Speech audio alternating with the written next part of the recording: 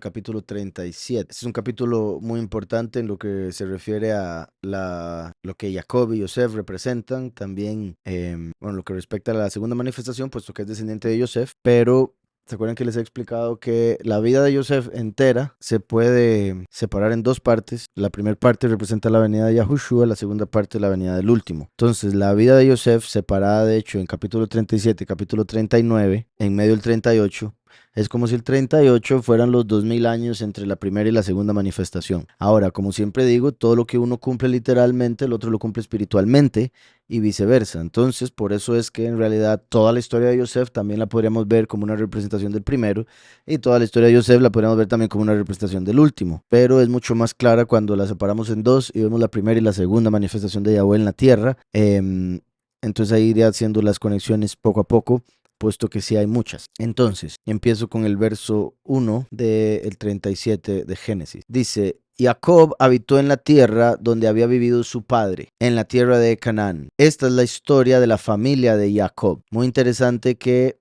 empieza así. Esta es la historia de la familia de Jacob. Y dice, Yosef tenía 17 años. Muy particular porque dice la historia de la familia de Jacob y que no diga Jacob tenía tantos años, ¿verdad? Si es la familia de Jacob. O que empezase, bueno, siento yo que hay muchas maneras en las que podría empezar por la forma en que se dice aquí, esta es la historia de la familia de Jacob. Al decir inmediatamente Yosef tenía 17 años, muestra la conexión tan directa que hay espiritualmente entre Jacob y Yosef, como si fueran el mismo.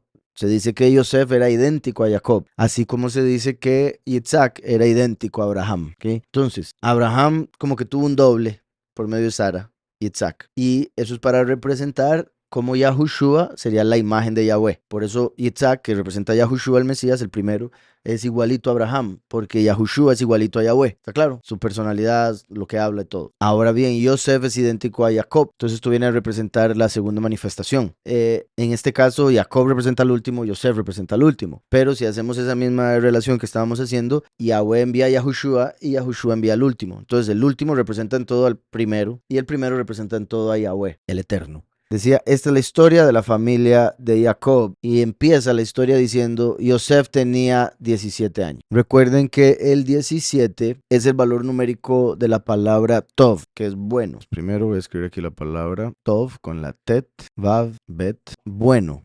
Ahí lo traducen como bien, pero ahora por el español que tiene un montón de diferentes formas de decir. Pero aquí vemos en inglés good. Entonces, Tov, el bueno o el bien. Y esta palabra, si la llevamos a la calculadora, tiene el valor numérico 17. ¿Okay? Entonces, 17 es el valor numérico de Tov. Por otro lado, recuerdan cuando en las buenas nuevas, bueno, triste, Juan, un momento, hay varios que se podrían decir ahí, pero en realidad estoy buscando uno en particular. Aquí. Entonces, vean el 18 y el 19 de Lucas 18. Un dignatario le preguntó diciendo, maestro bueno, ¿qué haré para heredar la vida eterna? Entonces lo llamaron, puede haber sido More Tov o Rabbi Tov, ¿verdad? O Rab Tov, ¿verdad? Y lo digo por lo de maestro, pero el punto no es tanto el maestro, sino el hecho de que lo llamaron bueno. ¿Verdad? Que uno podría entender, obviamente, que la persona le estaba tratando de dar un cumplido y obviamente no hay ningún mejor maestro que Yahushua. Sin embargo, aquí Yahushua aprovechó este momento para revelar algo profético, porque lo llaman a él el Tov, el bueno. Dice, ¿qué haré para heredar la vida eterna? Yahushua le dijo, ¿por qué me llamas Tov? ¿Por qué me llamas bueno?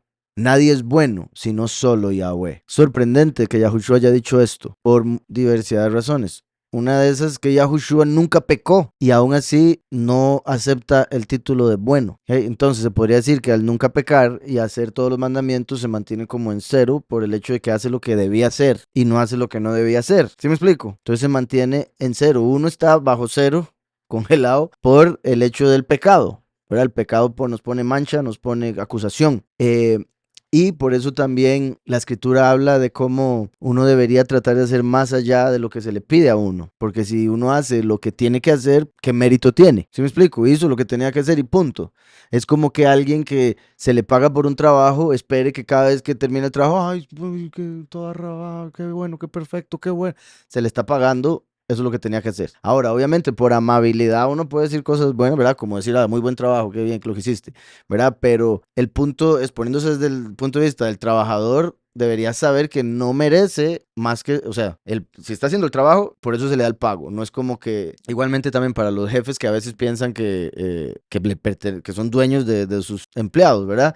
Y piensan que por pagarles los pueden tratar como sea. Entonces, ahí están los dos extremos. Pero a lo que quiero llegar acá es que Yahushua mismo dice no ser el bueno. Por un lado, en el sentido más simple, ¿verdad? Repito, es porque al cumplir todos los mandamientos es como que está en cero y Yahweh es el que está por encima de todo y por ende solo a él le queda el título de bueno. Por decirlo así, Yahushua al estar en la carne ya bajó del nivel de bueno. Yahushua es la primera manifestación de Yahweh en la tierra. Yahweh es bueno, pero una vez que toma carne, deja el nivel de bueno. ¿Por qué? Porque en carne ya está la tentación y por ende eso ya no es bueno. ¿Sí me explico? Recuerden que se me vinieron un par de cosas aquí buenísimas, ya les digo.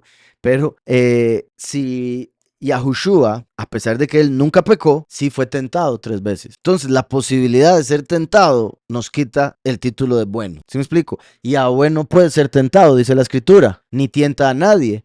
Por ende, él es bueno. ¿Estamos en eso? Entonces, esa es como la interpretación más clara y literal de este verso. Solo Yahweh es bueno. Yahushua no se llamó a sí mismo bueno por el hecho de que estaba en carne y podía ser tentado. Y Yahweh no puede ser tentado porque él es bueno, pero al tomar carne lo puede ser y por ende deja ese título de bueno en los cielos. ¿Está claro? Ok, por otro lado, recuerden que la primera y segunda manifestación, primero sería como hijo y después como padre. El padre es el que estaba en el cielo cuando Yahushua vino, por eso dijo el bueno, está en el cielo. Por otro lado, curiosamente, bueno, Yahushua vino como el árbol de vida. Él dijo, yo soy la vida. Él no dijo, yo soy el bueno. Él dijo, yo soy la vida, ¿verdad? El camino, la verdad, la vida. Nadie viene al Padre si no es por mí. Entonces, Yahushua es el árbol de la vida. Y aquí es como si lo estuvieran llamando el árbol del conocimiento, del bueno, ¿verdad? Que en hebreo es la misma palabra, bueno o bien, como lo acabamos de ver ahora en el traductor. Entonces, lo estaban identificando incorrectamente.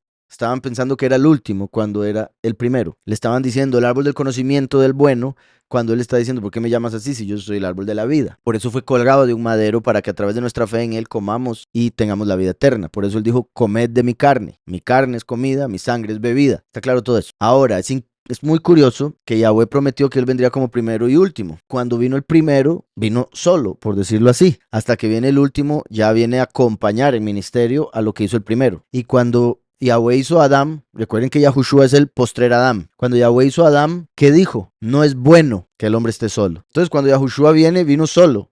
Tanto porque todavía no había una congregación, porque la congregación nacería por medio de su muerte y resurrección. ¿Recuerdan? Por eso salió agua y sangre de su costado, para representar los pocos y los muchos, las naciones y el pueblo. Entonces Yahushua vino como el Adán solo, el postrer Adán, y por ende no era bueno. Y por eso aquí le dicen bueno, y dice, ¿por qué me llamas bueno? Todavía estoy en el estado de no bueno, porque sigo estando solo. ¿Recuerdan lo que dice la escritura? Yahushua dijo, el grano tiene que caer a la tierra solo y morir para que entonces pueda dar mucho fruto. Yahushua estaba diciendo, yo vine al mundo solo, por eso nadie lo reconoció, nadie lo entendió, etcétera. Y al morir empezó a dar fruto, porque es como la semilla que cae en la tierra, germina y después empieza a crecer y da fruto. Sí está claro ese punto, porque es muy importante. Al Yahushua venir al mundo sin haber muerto, se mantenía solo, como ese grano que tiene que venir solo y morir. Y al venir solo, no estaba en el estado de bueno, porque Elohim dijo, no Elohim.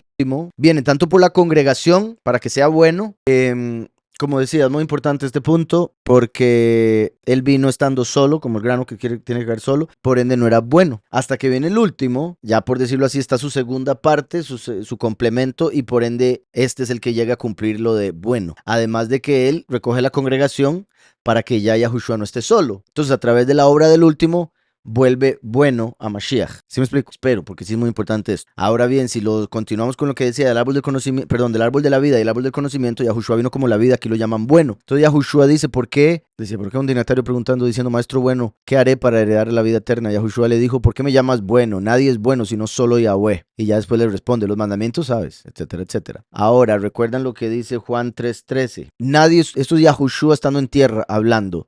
Nadie subió al cielo, sino el que descendió del cielo, el Hijo del Hombre que está en el cielo. Entonces, cuando Yahushua, la semilla de la mujer, estaba en la tierra, el Hijo del Hombre estaba en el cielo. Yahushua habla de la venida del Hijo del Hombre como los días de Noé. Y Yahweh le dijo a Yahushua, siéntate a mi derecha hasta que ponga a tus enemigos por estrado de tus pies. Entonces, cuando Yahweh viene como el Hijo del Hombre, viene como el bueno. Y por eso en este caso Yahushua dijo, nadie es bueno, sino solo Elohim, o sino solo Yahweh. Habrá que ver cómo lo decía originalmente. Entonces, volviendo a Génesis, esta es la historia de la familia de Jacob.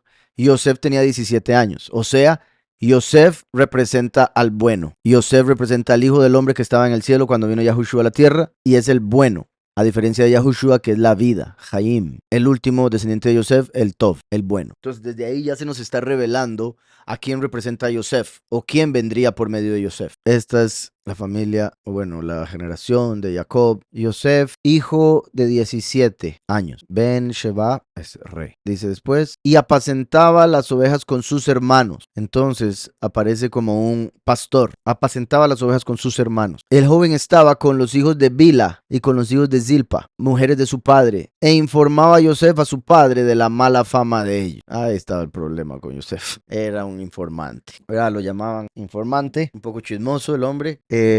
Poniéndome en los zapatos de él. Lo que él buscaba era que todos los hermanos se comportaran de la mejor manera, pero tristemente cometía el error de juzgar por las apariencias. Entonces veía algo, iba y se lo decía al papá y quizá lo que había visto no era exactamente lo que estaba pasando o solo vio una parte y ya deducía lo negativo. Recuerden que nosotros debemos juzgar favorablemente. Entonces, si algo se ve negativo, deberíamos buscar la forma de ver lo positivo o de qué es lo que no es. O sea, tal vez lo que no sé es lo que me está haciendo ver lo negativo. Pero Yosef, a buenas y primeras, tras de eso eran los hijos de Bila y Silpa, entonces era como que los veían como menos, porque no eran los hijos de Lea y Raquel, que eran las esposas, sino que eran los hijos de las concubinas. Entonces, por un lado, algo positivo es que dice, el joven estaba con los hijos de Bila y con los hijos de Silpa. Entonces él, si estaba con ellos, era porque los veía similares, los veía como iguales. Entonces, eso es bueno, porque pasaba tiempo con ellos, cosa que los otros no hacían tanto, está claro. Pero lo negativo era que informaba a su padre y lo informaba mal. Por un lado, no hay que ser sapo, ¿verdad? ¿Cuál otra palabra para eso? Informante, pero chismoso, no hay que ser acusador, no hay que andar acusando, hay que buscar la paz entre hermanos, la paz en el hogar, en todo aspecto, paz, paz, paz. Y cuando se habla de algo negativo debería ser para buscar la paz, no para tratar de volver las cosas peor, claro. Entonces aquí el problema era de Yosef que informaba, pero esto es particular porque el descendiente de Yosef viene como testigo. ¿Y qué es lo que hace el testigo? Le dice al juez, él fue el que lo hizo, ¿verdad? Sin informante, tiene que dar la información de lo que él sabe. Sí, porque al decir que tenía 17 años, lo pone a él como bueno. Y al decir que informaba de la mala fama, era de ellos. ¿Verdad? Es que esos hijos suyos dicen ahí que andan, quién sabe, en el bar de la esquina. Ahí metidos, pasan todo el día. Entonces, sí, buen punto. Era el contraste entre el 17 de él como bueno y la mala fama de ellos. Entonces, lo que acabo de mencionar, ¿verdad? Es en el aspecto histórico de lo que parece indicar, al menos la historia judía, de que Yosef buscaba hacer algo bueno, pero no informaba muy bien. Entonces, al final, los hermanos no lo querían mucho. ¿Verdad? Es también lógico, ¿verdad? Si hay un grupo de hermanos y hay uno que siempre anda diciendo todo lo que hacen, de fijo no lo van a querer invitar a ningún lado a ese hermano. Y era lo que pasaba con Yosef. Ahora bien, en el sentido espiritual, ¿verdad? Sin agregarle historia, sino solo lo que ya, bueno, se está contando, Yosef aparece como el bueno porque tiene 17. Y los hermanos como malos porque tienen una mala fama. Tras de eso son los de Bila y Silpa. Por ende, como dando a entender cómo desde la primera venida hasta la segunda habría una apostasía. Y cuando viene el último como testigo, ve la mala fama de aquellos que dicen creer en Mashiach. ¿Sí me explico? De hecho también, ¿verdad? Recuerden, como decía, que toda la historia de él se puede ver como la venida del primero, igualmente toda la historia como la venida del último, o mitad y mitad. En lo que es mitad y mitad, aquí estaremos viendo entonces la venida de Mashiach. Y en ese caso, ¿verdad? Como sabemos, a lo suyo vino, mas los suyos no lo recibieron. Y eso sería lo que estaría pasando aquí. Los nombres Bila y Zilpa. Bila, atribulada, y Zilpa, como una gotera. Entonces, ¿verdad? Así como la apostasía han sido 2000 años de cambios y de falsedad, como una gotera que va cayendo y cayendo hasta llenar el tarro, llenar la ira de Yahweh. También por esa razón, por las falsas doctrinas, ha sido atribulada la congregación y va a pasar tribulación, la iglesia, llamemos. Entonces, decía, el joven estaba con los hijos de Bila y con los hijos de Zilpa. También qué curioso esto, porque a pesar de Yosef ser hijo de Raquel, que era la esposa favorita de Jacob, andaba con los hijos de Bila y Zilpa, que eran las concubinas, o sea, lo más cercano a gentil, así como el último viene como gentil, ¿verdad? Como los esparcidos por los 4 ángulos de la tierra, mujeres de su padre, e informaba a Yosef a su padre de la mala fama de ellos. ¿Ah? Sí, curiosamente, ¿verdad? Recuerden que de Bila y Zilpa vinieron Gad, Asher, Dan, y me falta el otro, ¿era Zebulón? No, porque ese, con Neftalí, sí, mi lucha, sí, toda.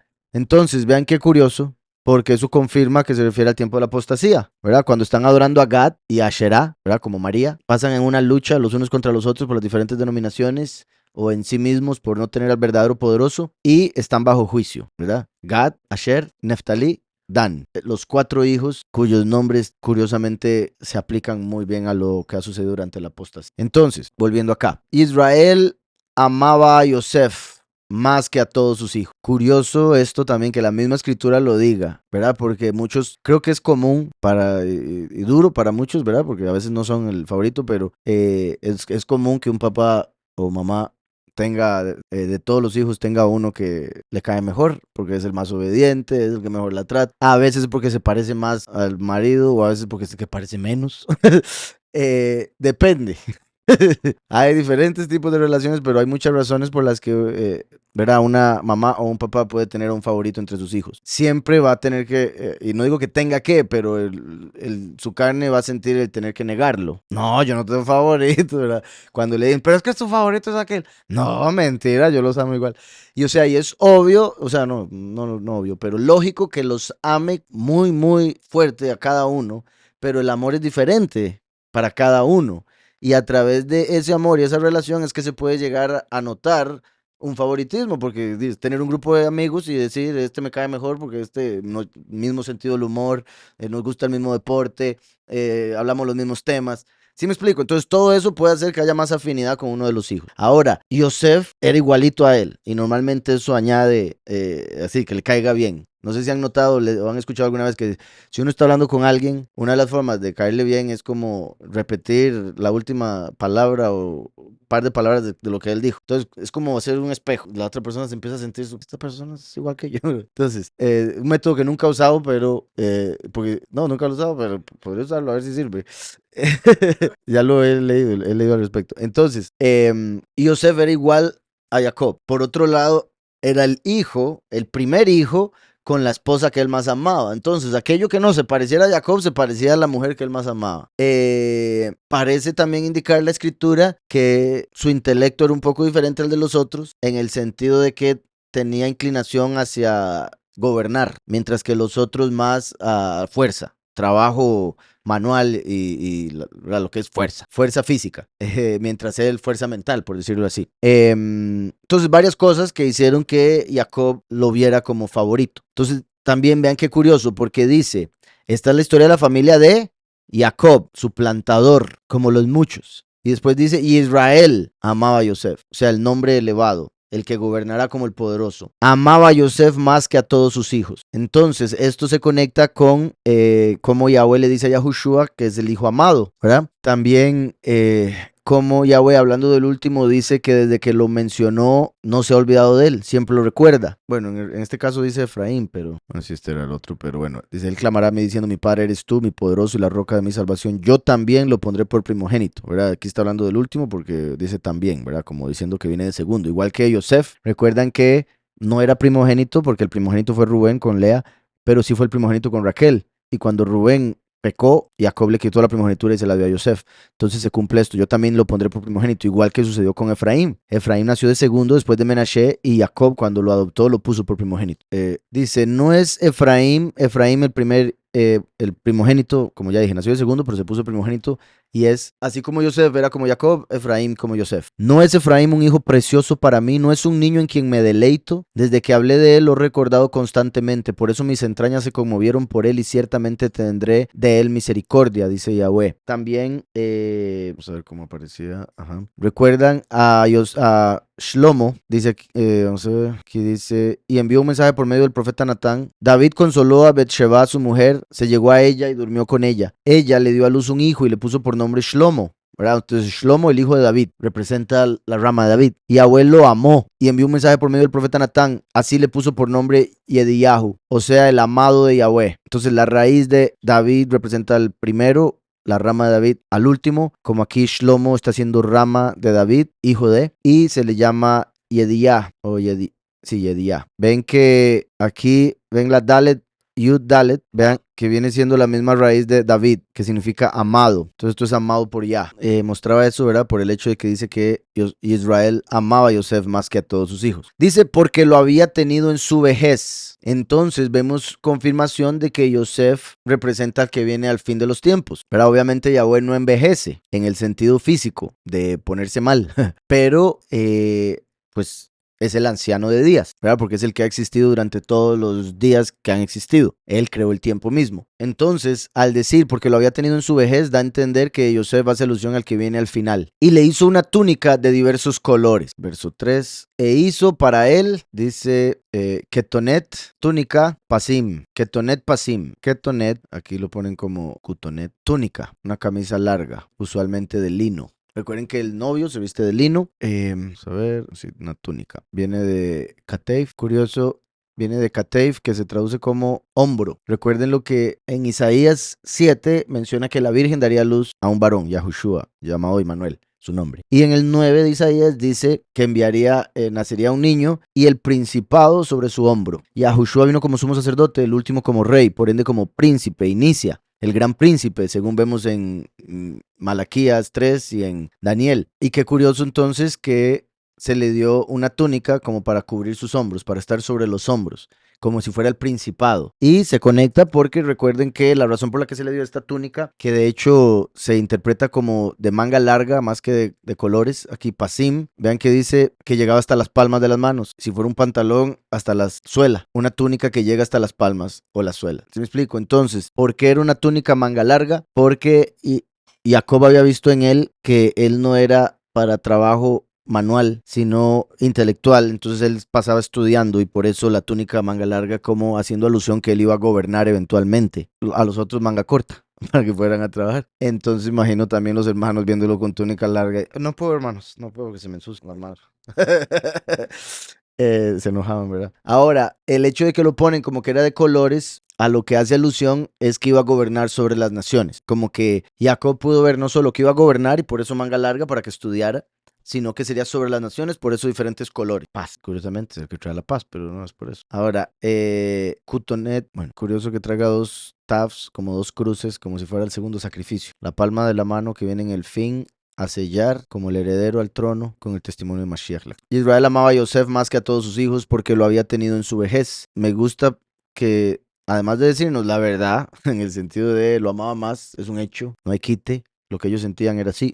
Pero dice, ¿por qué? Porque lo había tenido en su vejez. No era como un tipo de simplemente porque le daba la gana, sino al haberlo tenido estando viejo, o sea, lo sintió como algo casi milagroso, ¿verdad? Y le hizo una túnica de diversos colores, o una túnica larga. Al ver sus hermanos que su padre lo amaba más que a todos ellos, lo aborrecían y no podían hablarle pacíficamente. Qué duro. Porque también ahí uno podría decir, no era culpa de él, porque la agarran con él. Tal vez lo de informar sí. Pero aquí vemos que no necesariamente era porque era informante, sino que lo odiaban porque lo amaban más, ¿verdad? Entonces le tenían envidia.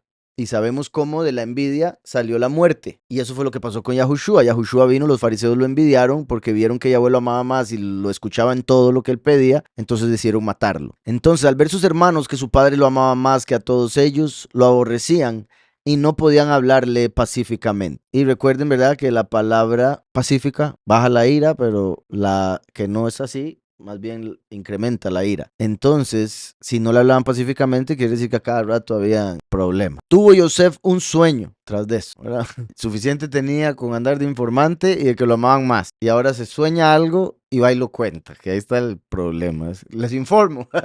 Qué duro con este Yosef. Tuvo Yosef un sueño y lo contó a sus hermanos y ellos llegaron a aborrecerlo más todavía. Él les dijo, y esto es muy importante, tomarlo en cuenta por si a veces... Y no, y lo digo en serio porque a veces, ¿cómo lo digo? Hay a veces hermanos o hermanas, y en Costa Rica y en los países que yo siempre una que otra personalidad que uno ve, que digamos, a veces ya voy, digamos, por decirles algo, le revela algo muy poderoso a alguien, y es obvio lo que le está revelando, pero lo preguntan como para que todo el mundo lo escuche. Ya sabe lo que significa, pero es como escuchen lo que me dijo Yahweh en un sueño. O así, o asá. ¿Me puede decir qué es lo que significa? Yo, no, como usted sabe qué es lo que significa, me lo está diciendo para que todo el mundo lo escuche, ¿verdad? Sí. O a veces digamos, lo que la escritura dice muy claramente, que lo que haga su mano derecha ¿verdad? Que no se dé cuenta a la izquierda. Y a veces una que otra, ¿verdad? Suele, y lo estoy diciendo así en general, obviamente no voy a decir nombres, para que todos estudien y digan, esto no lo debo hacer. Ahora, se examinen, porque la mayoría de a los que se los estoy diciendo, la mayoría no lo hace, son muy pocos. Pero espero que esos pocos que sí lo hacen, se examinen y digan, mira, yo a veces hago eso, mejor no lo voy a hacer. Porque suficientes con que Yahweh se lo haya dicho, alégrese, alabe a Yahweh. Ahora, si es algo de lo que quiere compartir, sepa con quién compartirlo. No es con todos, porque ahí van a ser envidia y otras cosas, y algunas provocadas. Mejor evitar. Entonces usted dice, no, tal vez con alguien que entiende más, o digamos, en este caso sí, me lo pueden comentar, pero mejor en privado, como para que yo le diga, qué bien, bendito Yahweh, el ministerio que Yahweh le está dando, lo que sea, pero no para poner a los demás celosos o que se sientan como que, solo a mí me hablan, ¿verdad? Solo yo tengo sueños, o cosas así, porque se da. O eso que les digo de que hacen algún favor y en algún momento lo sueltan ahí, ¿verdad? Como, ay, vieras que dice tal cosa. Tal vez no tan así, pero uno sabe a lo que va. Con la forma en que dice las cosas es como para terminar diciendo lo que hizo. Y recuerden lo que dijo Yahushua, la persona que hace eso ya recibió su recompensa. Eso era lo que quería, que todo el mundo se diera cuenta. Pues está bien, ya todo el mundo se dio cuenta. ¿Quiere que le aplaudan? Se le aplaude. Qué bien que hizo eso, pero ya esa fue su recompensa. Si usted lo guarda, aquello que hizo, sin decírselo a todo el mundo, ya vuelve a dar una recompensa más grande. Mucho mejor. Y se va a evitar envidias y odios que a veces se van a dar porque se van a dar, porque todos estamos en carne. Entonces, eso fue lo que sucedió con Yosef.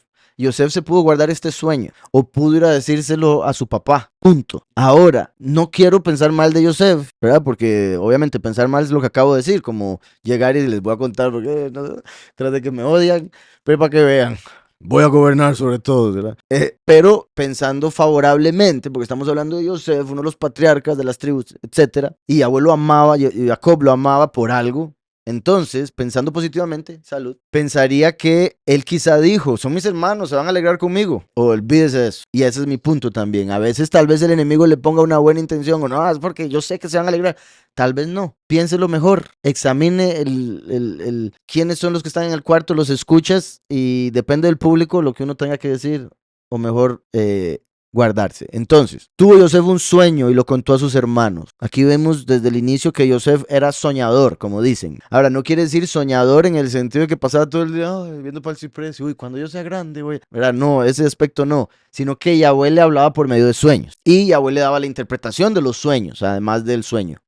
Entonces, tuvo Yosef un sueño y lo contó a sus hermanos y ellos llegaron a aborrecerlo más todavía. Él les dijo, oíd ahora este sueño que he tenido. La voz toda ronca, venía a dormir. Uy, gente, mira lo que me acabo de soñar. Oíd ahora este sueño que he tenido. Estábamos atando manojos en medio del campo y mi manojo se levantaba y se quedaba derecho. Y vuestros manojos estaban alrededor y se inclinaban ante el mío. Y era así. ¿Qué significará, sabes? ¿Verdad? Por ejemplo, es un sueño completamente obvio. Ahí no es de preguntar qué significa. Ya, todo el mundo lo entendió. Y más de uno dijo, se lo inventó Yosef. Acaba de inventar ese sueño. Cáscara. ¿Verdad? De fijo. Entonces, aquí hay algo importante porque recuerden, vuelvo y repito, este representa al último, Yosef. Y él va a tener dos sueños. El tener dos sueños muestra que lo que se le está revelando es fijo. De que se cumple, se cumple. De hecho, de ahí es donde Yosef sabía por su propia experiencia, cuando el faraón tiene dos sueños que tienen el mismo mensaje y les dice, esto se va a cumplir porque se va a cumplir. ¿Por qué? Porque ya se cumplió conmigo lo que yo me había soñado dos veces. ¿Está claro? Pero además de eso, que se nos enseña una clave con respecto a los sueños, cada sueño también se puede ver como lo que se cumplió con él y lo que se cumpliría con su descendiente. Uno y uno. ¿Está claro? Entonces dice, estábamos atando manojos en medio del campo. Entonces vean que hace alusión a la cosecha. ¿Cuándo es la cosecha? Al final de los tiempos. En sí, obviamente, se siembra, es lo primero, se cosecha al final. Lo que respecta a la historia humana, Yahushua dijo, uno siembra, otro cosecha. Yahushua vino a sembrar, siendo él la semilla. El último viene a cosechar. Y Yosef se sueña con la cosecha. De hecho, Ketz significa final. Y es la raíz de la palabra cosecha también. Entonces, vamos a ver 7. Bueno, aquí no dice cosecha, pero dice, y he aquí estábamos en medio del campo, y he aquí se levantó. Cama, qué curioso. Cama se levantó. Entonces, vean, esto es del verbo kuf mem. Por este sueño es que en el judaísmo se habla de que cada vez que este verbo aparece, kum, en este caso conjugado kama, cada vez que este verbo aparece, está haciendo alusión a la manifestación del descendiente de Yosef. a quien ellos llaman Mashiach ben Yosef, por este sueño, por esta palabra. Estábamos atando manojos en medio del campo y mi manojo se levantaba y se quedaba derecho, y vuestros manojos estaban alrededor y se inclinaban ante el mío. Entonces, como dije, tuvo 2 sueños para indicarle que de fijo se iba a cumplir. Tuvo 2 sueños para representar lo que se cumpliría con él y lo que se cumpliría con el último. En este caso, lo que se cumpliría con él. Él fue el que le dio de comer al mundo entero durante los 7 años de vacas flacas. ¿Qué fue lo que les vendió? Grano, trigo. Como aquí estaban levantando manojos de trigo. Y todos los hermanos se inclinaron ante él. ¿Por qué? Porque recuerden que los hermanos estaban pasando hambre y fueron a Egipto. Y se tuvieron que inclinar ante Yosef cuando Yosef estaba como el virrey para poder ellos comprar comida. Entonces ahí se cumplió que se inclinaron ante él. De hecho, vean un contraste entre este y lo que viene. Aquí solo menciona a los hermanos, porque al principio se cumplió cuando llegaron solo los hermanos. Ahí no estaba Jacob, su padre. Dice, entonces le respondieron sus hermanos, ¿reinarás tú sobre nosotros o dominarás sobre nosotros? Ven que todos lo entendieron, no había nada que interpretar ahí. Todos entendieron el sueño. Y lo que le reclaman es, o sea, le están diciendo, solo usted sabe, estilo tico. ¿Reinarás tú sobre nosotros o dominarás sobre nosotros? Curioso, ¿verdad? Yahweh el que se lo está revelando, pero ellos no pueden creerlo porque lo consideran malo. ¿Se acuerdan lo que dijeron de David los hermanos? Este es un ejemplo que mencioné también hace relativamente poco. Cuando está Goliat amenazando al pueblo y dice aquí, los 3 hijos mayores de Ishai, el papá de David, se habían ido a la guerra para seguir a Shaul. Los principales, Eliab, Abinadab y Shammah. David era el menor. Siguieron pues los 3 mayores a Shaul, pero David había ido y vuelto y dejado a Shaul para apacentar a las ovejas de su padre en Belén. Es interesante porque recuerden que Shaul representa a Heilel, a Lucifer. David estaba con él, le servía, pero después lo dejó para ir a apacentar las ovejas de su padre. Como el hijo pródigo que estaba con los cerdos, pero después se fue de vuelta al padre. Entonces, cuando el papá le dice a David que le lleve comida a sus hermanos, él baja y oye lo que está diciendo Goliat. Entonces David dejó su carga en manos del que guardaba el bagaje y corrió al ejército. Cuando llegó, preguntó por sus hermanos si estaban ahí. Mientras hablaba con ellos, aquel paladín que se ponía en medio de los 2 campamentos, llamado Goliat el filisteo de Gat, salió de entre las filas de los filisteos diciendo las mismas palabras y lo oyó David. ¿Verdad? Eso fue lo que cambió todo. Lo oyó David, pero sigue. Y lo que quería mostrar es cuando habla con los hermanos. Vamos a ver, aquí está. El pueblo le repitió las mismas palabras porque David se fue a preguntar, ¿y este qué fue? ¿Qué le van a dar al que le gane? ¿Qué? Nadie se atreve. El pueblo repitió las mismas palabras diciendo, así se hará al hombre que lo venza, o sea, el que salga vencedor, venciendo y para vencer. Al oírlo hablar así con aquellos hombres, Eliab, su hermano mayor, se encendió en ira contra David y le dijo, ¿para qué has descendido acá? Había descendido para llevarles comida, como Yosef les dio comida cuando ellos llegaron, como el último desciende del cielo para darle alimento al pueblo, como Yahushua obviamente descendió para convertirse en el maná. ¿Para qué has descendido acá? ¿A quién has dejado aquellas pocas ovejas en el desierto? Vean cómo lo menosprecian. Usted es un pastorcillo cualquiera y tras de eso son unas pocas ovejas, ni siquiera son muchas las que tiene, así que ni tan pastor. Entonces, vean cómo lo menosprecian y qué curioso, pocas, porque representa al que viene por los pocos, los elegidos. Y dice, vean lo que dice el hermano, el que lo conocía desde que nació. Yo conozco tu soberbia y la malicia de tu corazón. Has venido para ver la batalla. Vino. Más vino usted. Entonces, yo conozco la malicia de tu corazón. Qué sorprendente que esto lo diga un hermano que de fijo lo conoce, porque uno podría decir que debería conocerlo. No, lo conocía, simplemente no lo interpretaba bien. ¿Sí me explico? Porque el mismo Yahweh dice que David tenía un corazón como el corazón de él. Y este hombre está diciendo, sí, está lleno de malicia. Eso sería decir que Yahweh está lleno de malicia, por no entender a Yahweh. Como he dicho, cuando uno lee la escritura, se refleja en ella. Si uno está lleno de malicia, ve malicia en Yahweh, la proyecta a él, porque es como agua que se refleja. Y por eso, cuando uno ve algo que no tiene sentido, o que parece estar mal, o que está dejando al Todopoderoso mal, debe decir, soy yo el que estoy mal, no estoy entendiendo, aquí hay algo que no comprendo. Y le pide a Yahweh, por favor, revélemelo, porque sé que no eres malo. Explíqueme cómo eres bueno pasando esto así.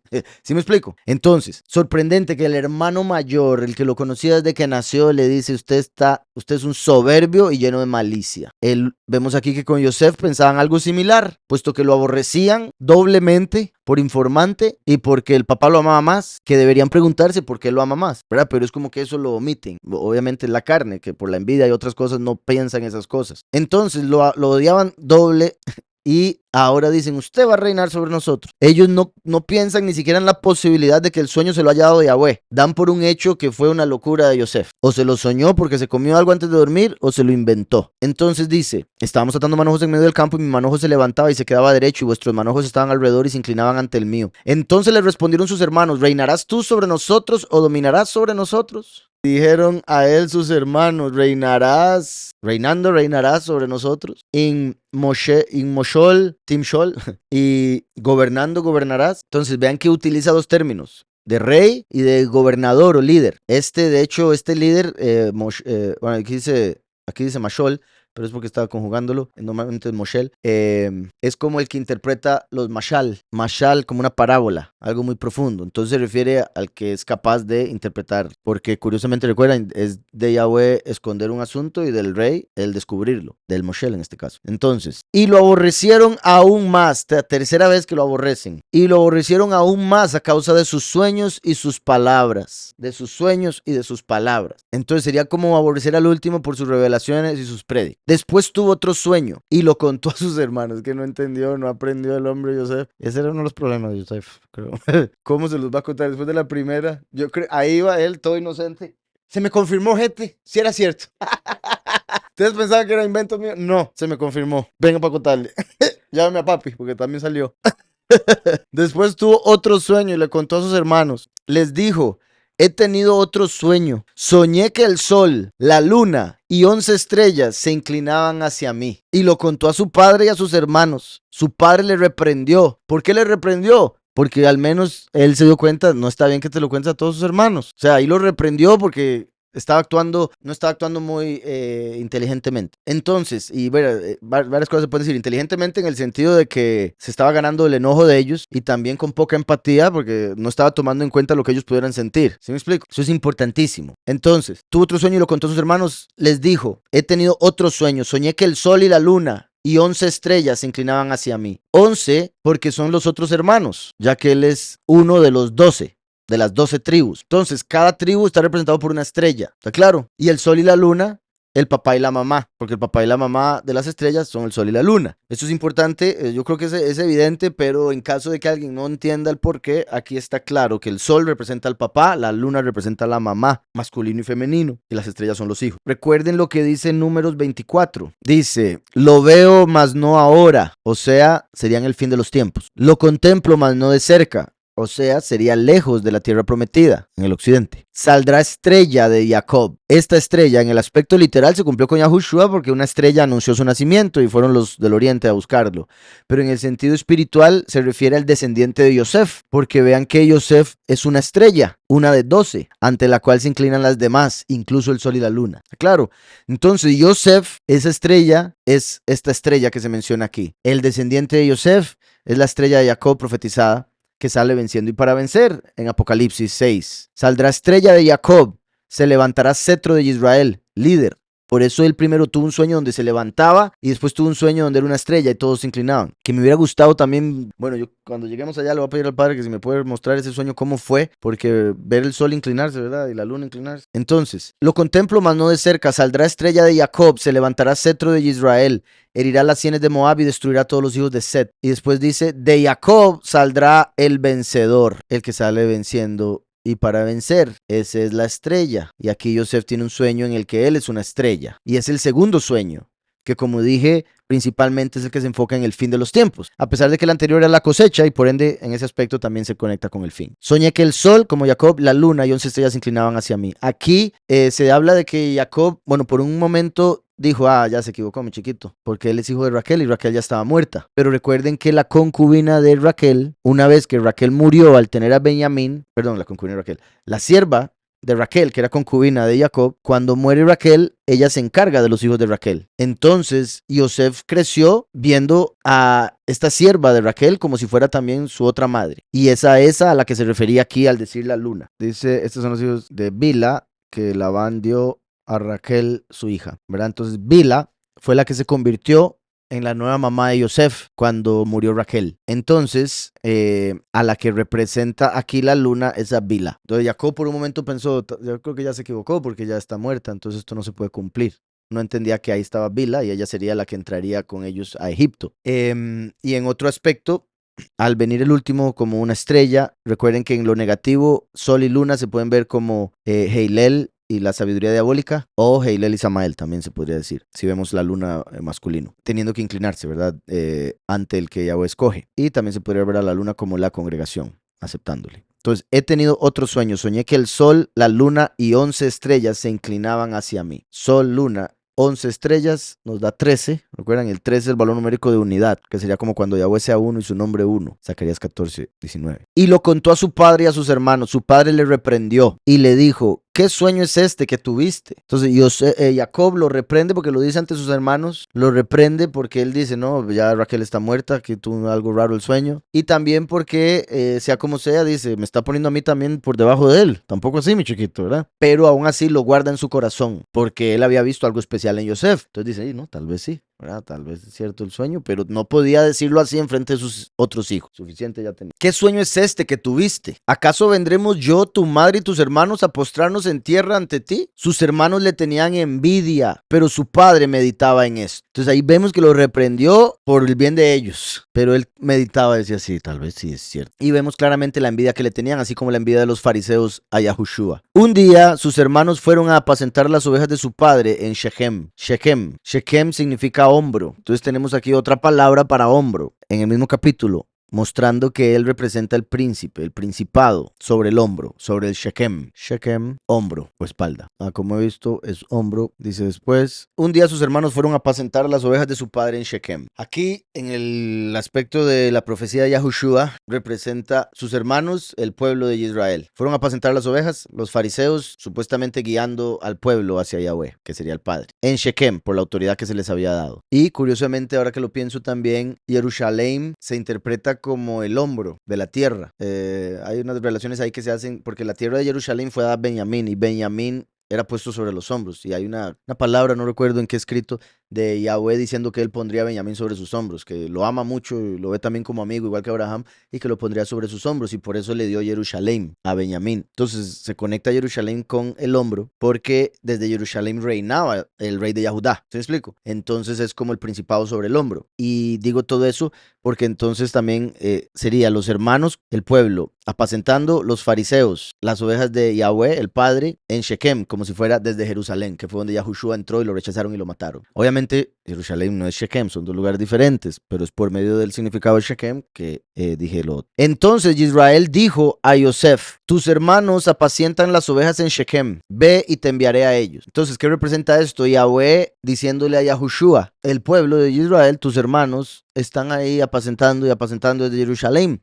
Venga para mandarlo ya, ¿verdad? La primera manifestación de Mashiach en la tierra, de Yahweh en la tierra como Mashiach, el primero. Tus hermanos apacientan las ovejas en Shechem, ve y te enviaré a ellos. Aquí estoy, respondió él, ¿verdad? Que sería Hineini, heme aquí, que se interpreta como estoy aquí listo para actuar. Aquí, Vayomer lo Hineini, y le dijo a él, heme aquí. Que eso sería lo que Yahushua le dijo a Yahweh, heme aquí, para que lo enviara. Ve ahora, mira cómo están tus hermanos y cómo están las ovejas y tráeme la noticia, dijo Israel, el que gobierna como el poderoso, o sea, representando a Yahweh, enviando a Yahushua a la tierra para ver cómo está actuando el pueblo y después, esto es importante, mira cómo están tus hermanos y cómo están las ovejas y tráeme la noticia. O sea, vaya y vuelve, no vaya y quédese, que es lo que el pueblo estaba esperando de Yahushua. Estaban esperando que llegara y se quedara, pero él vino y se fue. ¿Por qué? Porque vino a hacer esta parte del cumplimiento. Y tráeme la noticia. Por eso es que desde que vino Yahushua ya están las buenas nuevas, ¿verdad? Que es lo que llaman evangelio. Tráeme la noticia. Hebrón, ¿por qué aparece? Ok, no había leído esta parte. Ok, tráeme palabra. Ok, entonces, Yahushua vino y se convirtió en la palabra y ascendió a la derecha del Padre. Bueno, ya venía como la palabra, me refiero, cumplió la palabra. Entonces, ve ahora, mira cómo están tus hermanos y cómo están las ovejas. O sea, Yahushua diciéndole a Yahweh, vaya para que vea a los fariseos, los líderes del pueblo y cómo está el pueblo. Y después me trae las buenas nuevas. Bueno, en este caso me trae la nueva.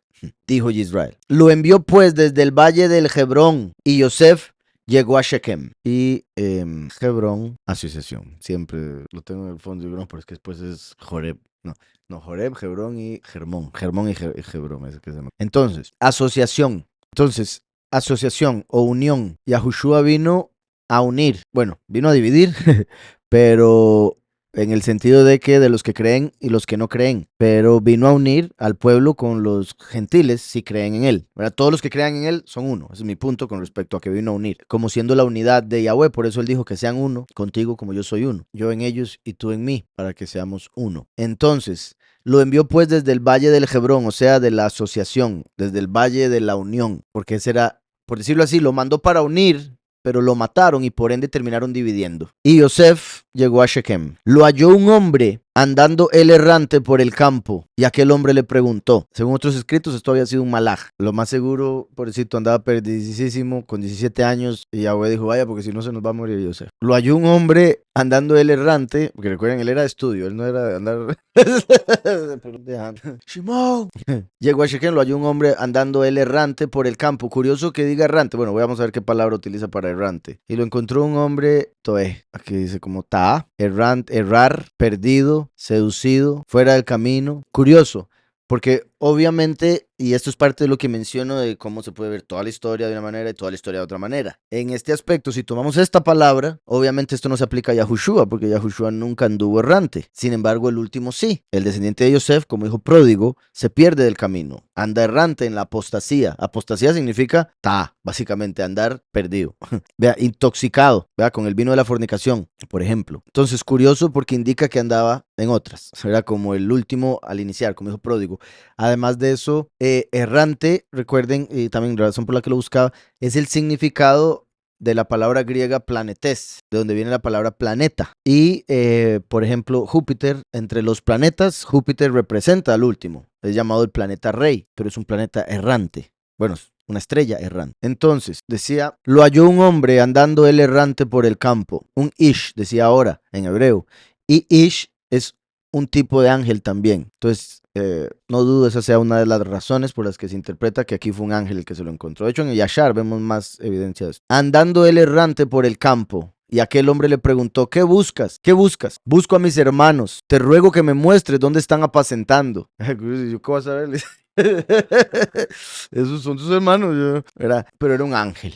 Entonces, busco a mis hermanos, te ruego que me muestres dónde están apacentando. Respondió Yosef, ya se han ido de aquí, pero yo les oí decir, vamos a Dotán, dijo el hombre, vamos a Dotán. Dotán significa dos pozos, Dotán. Aquí, curioso, y ahorita vamos a verlo.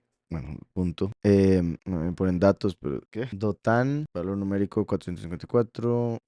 La puerta, bueno, se podría decir aquí, Yahushua es la puerta, quien murió en la cruz para darnos la heredad. O, ¿verdad? Pasó por la puerta al morir en la cruz para descender al Seol. Y de fijo se pueden decir más cosas. Ahora, entonces, con esto que acabo de decir, dos puntos. Uno, ya se han ido de aquí, pero yo les oí decir vamos a Dotán, dos pozos. En lo que respecta al significado, desde aquí se nos está diciendo que Yahweh se manifestaría de dos formas, de dos maneras diferentes. Dos pozos de agua, o sea, dos revelaciones, dos ministerios. Dos veces en las que se manifestaría para dar el agua de vida. Lluvia temprana, lluvia tardía. ¿Sí me explico? Entonces, por eso Dotán, por eso dos pozos. Como mostrándonos la escritura que aquí se nos está revelando de ambas manifestaciones de Yahweh en la tierra. Y en el sentido de letra por letra, curioso que lo que está por suceder representa cuando los fariseos matan a Yahushua. Entonces, cuando dice aquí vamos a Dotán, sería como ellos diciendo, vamos a abrir la puerta al poner en una cruz al heredero. Vamos a mandarlo al otro mundo. Otra forma de decirlo. Ajá, dos pozos, como es dos veces al Seol, ¿verdad? Dos pozos Dotán, dos veces ir al Seol, el Seol representando el pozo. Y muy curioso, porque la única forma, o sea, para que haya dos veces, bueno, obviamente, Yahushua puede hacer lo que le dé la gana, claramente, más habiendo ya ganado, él puede ir al Seol cuando quiera, pero la forma de entrar al Seol, naturalmente, es por medio de la muerte. La única forma de entrar al Seol legalmente. ¿Sí me explico? Muriendo. Entonces, si iba a entrar dos veces al Seol, tendría que morir dos veces. Por eso vendría primero como Yahushua y después como el último descendiente de Yosef. Dice, entonces Yosef fue tras sus hermanos y los halló en Dotán. Cuando ellos lo vieron de lejos, escóndase ahí bien. Por eso se habían ido a Dotán, lo más seguro. Estaban ahí en el otro lado. Dice, cuando ellos lo vieron de lejos, antes que llegara cerca de ellos, conspiraron contra él para matarlo. Imagínense el odio que le tenían. O sea, porque es inimaginable un poco para mí, la verdad. Bueno, bendito Yahweh, yo creo que para todos, espero. No sé cuántos han pensado en matar a su hermano, pero... ¿Verdad? Eso uno dice, no, que va a estar uno pensando, está loco. ¿Verdad? Porque uno, digamos, cuando piensa en matar al hermano, uno piensa en Caín. Ese era hijo del maligno. Pero aquí estamos hablando de 11 patriarcas, 11 hombres justos, todos con debilidades igual que el resto de la humanidad, pero justos, respetables, ejemplos de ser humanos. Y los 11 están, ¿qué? No lo echamos.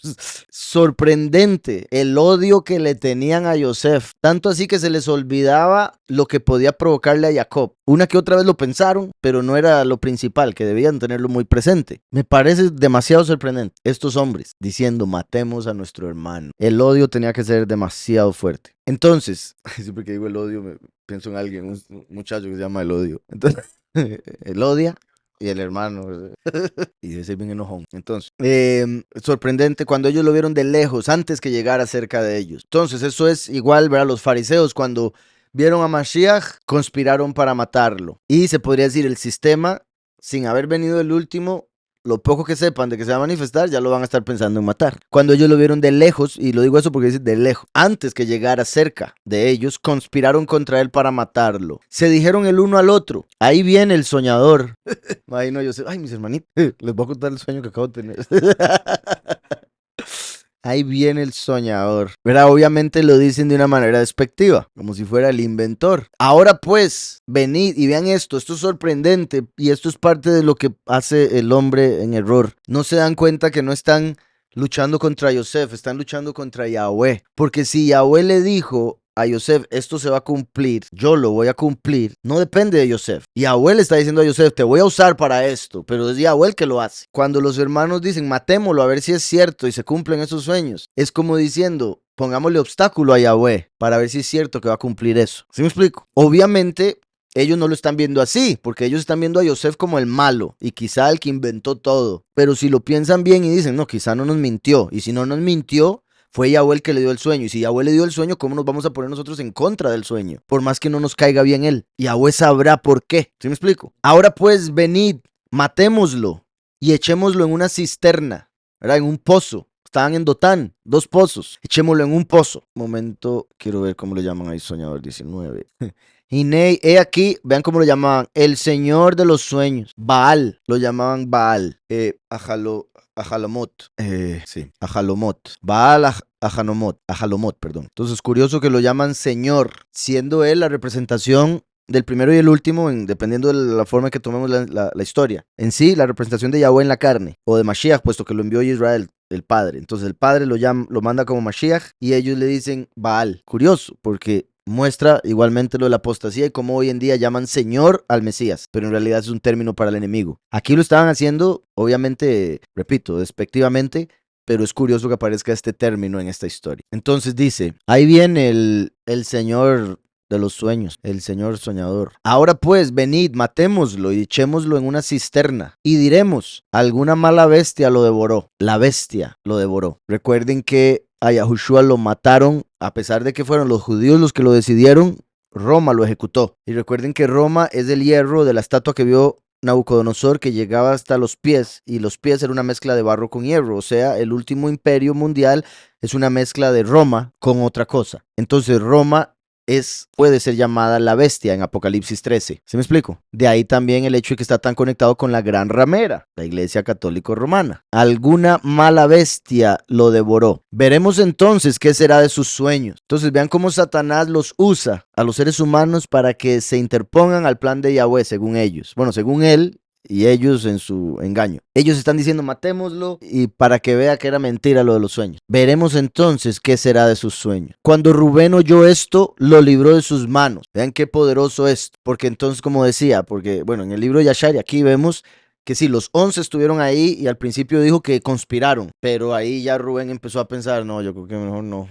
Porque ya Rubén se había metido en suficientes problemas con su papá y dice, yo no quiero otro problema, no quiero más culpa. Además de eso, vean la bondad de Rubén, porque la primogenitura de Rubén se la habían dado a Yosef y a pesar de eso Rubén está dispuesto a salvarlo. La envidia no le afectó tanto como para decir, no, mi primogenitura se la dieron a él, matémoslo. ¿Sí me explico? Sino que dice, ay no, legalmente se la dieron porque yo la perdí por mis obras, entonces lo respeto como primogénito, lo quiero salvar porque amo a mi papá. Y bueno, no, pero yo no sé si es atrevimiento, pero quizá también pensó en Bila, porque era Bila con la que él había estado cuando pecó. Y si Bila le había agarrado tanto cariño a Yosef, tal vez no, pues si está Bila también, pensando en la humanidad de él, ¿verdad? Entonces dice, cuando Rubén Ahora, vean esto, Rubén, que significa vean al hijo. O sea, en este aspecto sería como, en lo que respecta, viendo la historia como la venida del último, y a Yahushua diciendo no, no lo toquen al último. ¿Sí me explico? Obviamente hasta que ya le toque.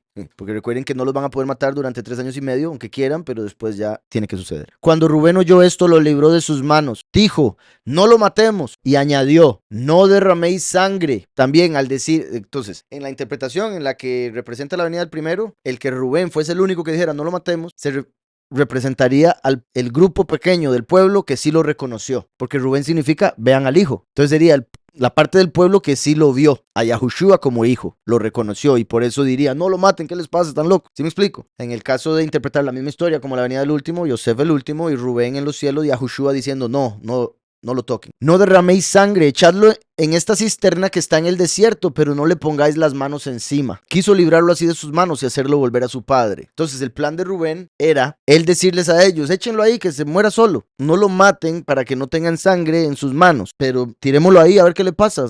No se va a salvar, es un hueco y no hay agua y tiene escorpiones y serpientes, echémoslo ahí. Entonces en su mente, o sea, se los dice de esta manera para que ellos accedan, pero en su mente él se iba a comer un rato y llegaba y lo salvaba y se lo llevaba al papá. Pero como sabemos, cuando volvió ya no estaba. Porque hubo un par que quisieron ayudarle, Rubén y Yahudá, pero de dos maneras diferentes y no se conversaron entre ellos. Si se hubieran hablado, no hubiera pasado nada, vuelven con Yosef a casa. Incluso sin hablarse, si Yahudá hubiera hecho, olvídense de eso, todos ustedes están locos, lo vamos a llevar de vuelta, también lo hubieran llevado. Por eso fue que al final le echaron la culpa a Yahudá todos. Si usted nos hubiera dicho, nosotros no lo...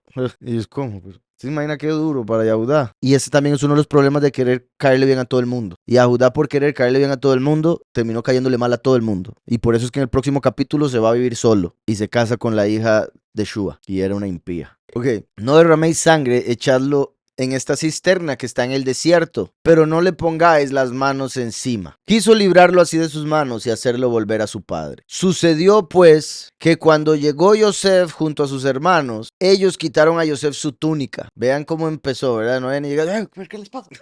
Le quitaron la túnica, igual que a Yahushua. ¿Recuerdan lo que decía el Salmo 22? Que tirarían suertes, se dividirían sus ropas y tirarían suertes por su túnica. Entonces, cuando agarraron a Yahushua, lo desvistieron, igual que a Yosef aquí. Es demasiado sorprendente y a mí me parece... Bueno, es que a los judíos que no creen en Yahushua, de fijo que les va a ir espantoso en el castigo, porque negar a Yahushua es negar toda la Tanaj. Está tan claramente profetizado de tantas formas, la forma en que moriría Yahushua, que decir que él no es el Mesías es de verdad blasfemia contra el Espíritu. Es descaro y medio. Es demasiado sorprendente todas las conexiones que hay en historias que algunos ni siquiera conectan o quizá algunos conectan pero no notan todos los detalles. Entonces dice, sucedió pues que cuando llegó Yosef junto a sus hermanos, ellos quitaron a Yosef su túnica, que eso sería, ¿verdad? Como quitarle su manto, tratar de quitarle su ministerio. Obviamente le pueden quitar la túnica y no le pueden quitar su intelecto, pero lo que le quieren quitar con su túnica